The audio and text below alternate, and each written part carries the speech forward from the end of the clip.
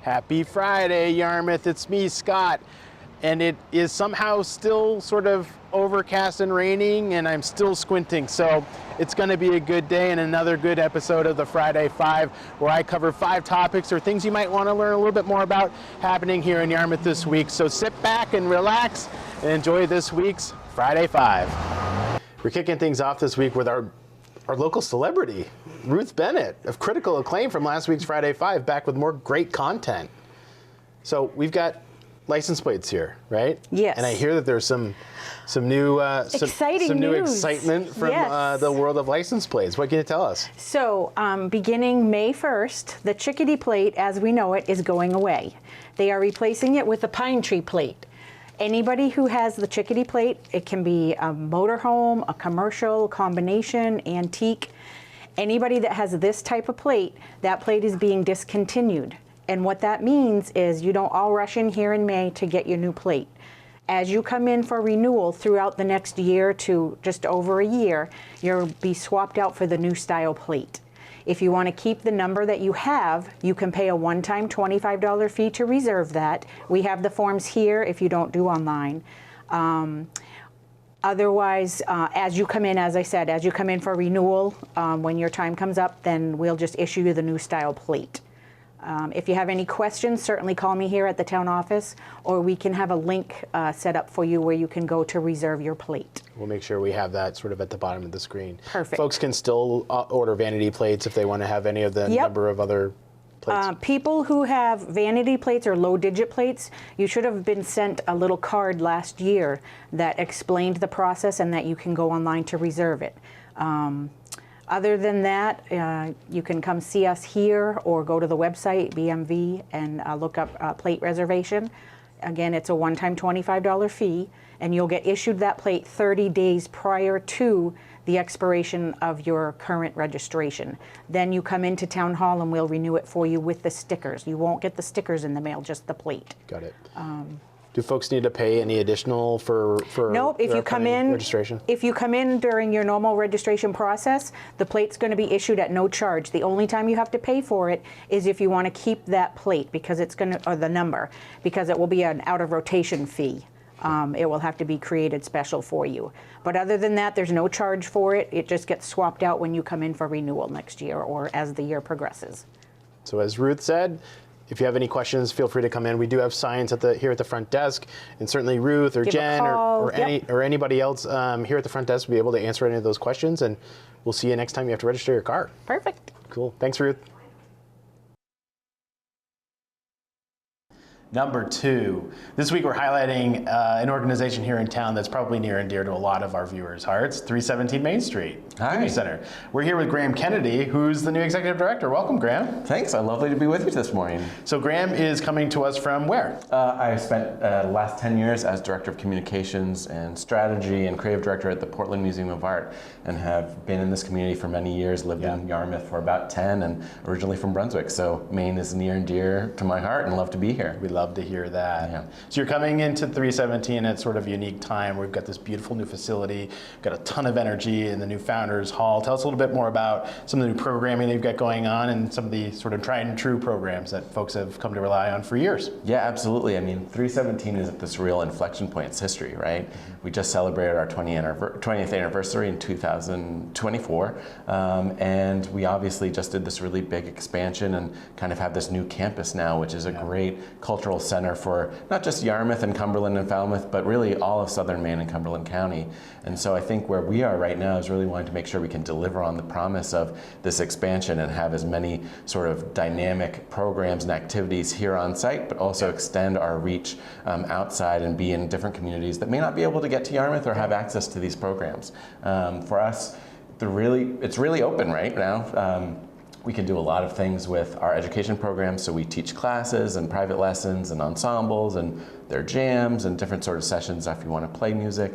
We have a recording studio, which is really exciting. We have a wonderful hall where we have concerts, both from local musicians and national and international acts, so that's really exciting. And I think it's just really open. It's a real sort of tipping point for the organization to kind of figure out what's next and how we can better support everyone who wants to engage with music, which is a lot of folks. It's a lot of people, and this 317 has become a really sort of a hub for a lot of our cultural expression here in Yarmouth. It's just been a wonderful resource, so thank you for continued work. So what do you have up on the schedule for the spring and summer? Any big acts coming to Yarmouth? Yeah, so coming up right now, we have a lot of really wonderful acts. We employ about 45 teaching artists who specialize in everything from fiddle and dobro to drums and, again, recording engineering and things like that. So our teaching artists are really the thing that makes 317 go. And so upcoming, we have a lot of concerts that feature bands of teaching artists. So we have the Gawler Family Band coming up in April. We have the Portland String Quartet performing here soon this spring. We have a Little Roots on really wonderful class that is for young people and babies and kids. So we're doing actually a really lovely matinee that's going to be in our Founders Hall coming up as well. Oh, that's great. And then we have an Arabic music night featuring one of our TAs as well. So it's really exciting, and we're really fortunate to have this lovely resource of musicians that can say, hey, you want to play in our space? And then, of course, we have all of our other programming. So we have Daryl Scott, who's a really wonderful musician who's coming in and regionally and nationally known. And so it's just a really exciting time.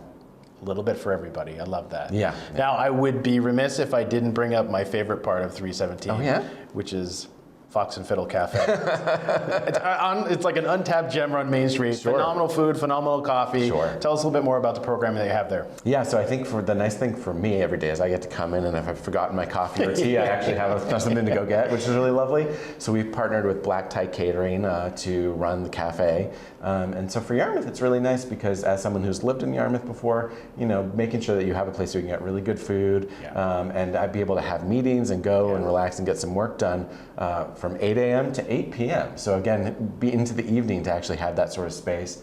And then it comes alive almost every night of the week with Cajun jams and Irish sessions and open mic nights and trivia nights. And so there's activities and something to do. So whether you're going to Al and El McGain dinner and coming and wanting to hang out in the cafe after hours and have a nice nightcap and things like that, or you want to actually make a meal of it and come to the cafe, it's really nice. We also they just released meal planning. So if you want to come and you can sign up every night of the week, they have meals that you can come home so you don't have to cook, and you can get it and feed your family of 4 or 5, and it's all set and everything's made for you. So having that sort of resource, we're all pressed for time, and it's really great. So I think just the Fox and Fiddle is a really wonderful benefit for this community, and I use it a ton, and everyone really should. I didn't know about that, so I'll have to add that to the list. Oh yeah, it's new. It's wonderful. Yeah. So for folks who aren't familiar with 317, where can they find out more information about you? So you can always find us online at 317maine.org. You can follow our social media, which is also 317maine.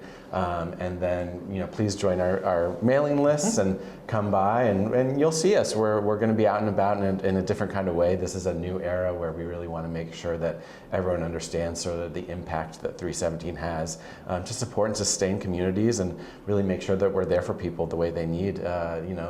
It's a trying time in the world. Everyone's pushing through. Eggs are scarce, all these sorts of things, right? So what can we do? We can make sure that people are finding community and connection through 317 Maine and really being that community center that brings people together through music. It's amazing. Graham, thank you so much for participating. Yeah, no problem. And hopefully if you haven't checked it out, come on by. It's a beautiful space, unbelievable connections here, and we're so thankful to have you in our village. Yeah, well, thanks so much. We're happy to be here. Great. Thanks, Graham. See ya. Number 3. This week, we're back with a frequent guest star, Chelsea DeConzo from the Yarmouth Chamber of Commerce. And it sounds like we have some local businesses to brag about. Yeah, so the Best of 207 awards were awarded a few weeks ago, and we had several chamber members who were nominated and voted as part of that. And some of these businesses got thousands of votes, so it's really impressive. So we had a lot of groups. We had Owl and Elm, Reform Physical Therapy, Man Law, Graphics, Bath Savings, Yarmouth Boatyard, Casco Bay Ford, Maine Community Bank, Island Treasure Toys. These are a lot of businesses in town who have really set the stage for doing great work with their businesses. So we're very happy to see them highlighted in this way. We are a town full of rock stars, both through residents and businesses. We're so proud of them and the work that they do and the commitment that they have to the town of Yarmouth. So now, Chelsea, it's muddy outside. Rumor has it. Snow is almost gone. That must mean you must be in full swing for the Clam Fest. Spring has sprung and we are getting ready. So with that, as the weather warms up, we are looking ahead to those brighter days.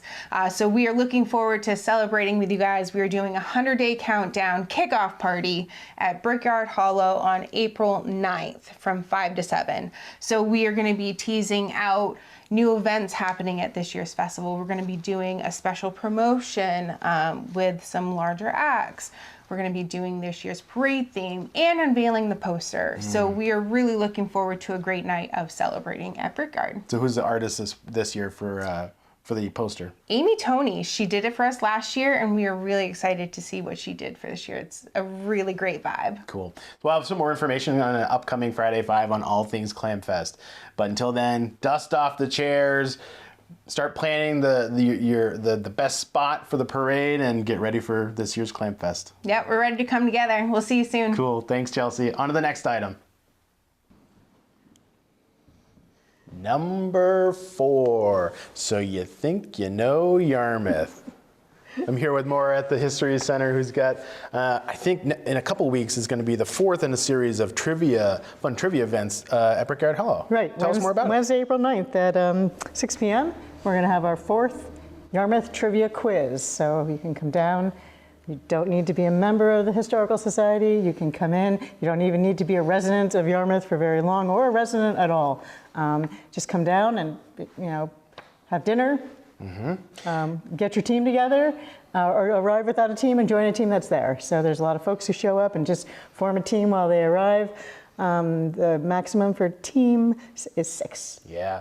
So I hear word on the street that you're the quiz master, or I'm the creator of the quiz. So it's going to be pretty tough. So bring your best and brightest here of all things Yarmouth. And your logic and your knowledge of dates. And if you want a little bit of a sample of what's going to be on our social media, our Facebook page, and our Instagram has a few hints. So at the beginning of March, we've been dropping some historic Tuesday trivia hints, and if you go back in time on our pages, you can get a hint about what some questions are to come, and maybe get like a little boost of points. So do your homework. Yes, do some homework. We've been super fortunate to work with the History Center to help promote Yarmouth's 175th birthday too. So you'll see on the town's social media page all kinds of great stuff curated from the History Center, sort of celebrating the 175-year horizon of Yarmouth as a town. Right, and some of the photos that we have offered to the town also have some hints to some of the questions that are coming. So if you follow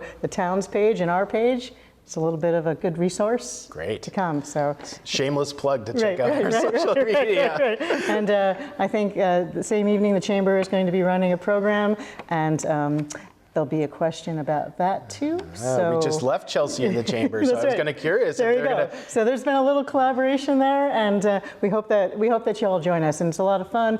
We have the Know-It-Alls, which is a team that's won 2 years in a row. Last year they only won by half a point, so we want to challenge all those Yarmouth residents to come and see if you can knock them out of their first place. Challenge accepted. Yes, and there's prizes, very good prizes. So if you win or if you don't win, you might get a prize. So April 9th, what time? 6 p.m. 6 p.m. at Brickyard Hollow. Yep. Come by, have some great drinks, some great food, and some great community. Yep. Bring your friends in your team or form a team when you get there. That's amazing. Maura, I can't wait to go. Yes, I know. I can't wait to see you. And it's going to be great. And again, for more information, go to yarmouthhistorycenter.com. Right. And for hints of the quiz, too. Thank you. Awesome. On to the next. We're wrapping things up this week with another weekly budget update. The municipal side of the budget continues to be refined by the town council, and they'll be holding their final budget workshop this upcoming Monday, the 24th at 6 o'clock here at the town hall in the community room. Once that budget is finalized and over the next week, they'll then hold the first of 2 public hearings during their April workshop meeting. You'll have an opportunity to share your thoughts and changes that you'd like to see. The second of 2 public hearings will be held during the workshop meeting in May, and things will be finalized for our upcoming town meeting in June. June is not that far away, people. So again, if you have any questions, you can go to yarmouth.me.us/budgets, and all the information and meeting material to date is available there. You can also take a look at any of the previous budget workshops through our meeting on demand service. You can also access that. I'll have the link below to take a look at conversations that have come to date. So anyways, thanks again for tuning in this week. We appreciate you as always. And again, if you have any things you'd like to see showcased or businesses that you'd like to highlight or organizations in upcoming Friday 5, be sure to reach out. Have a good weekend.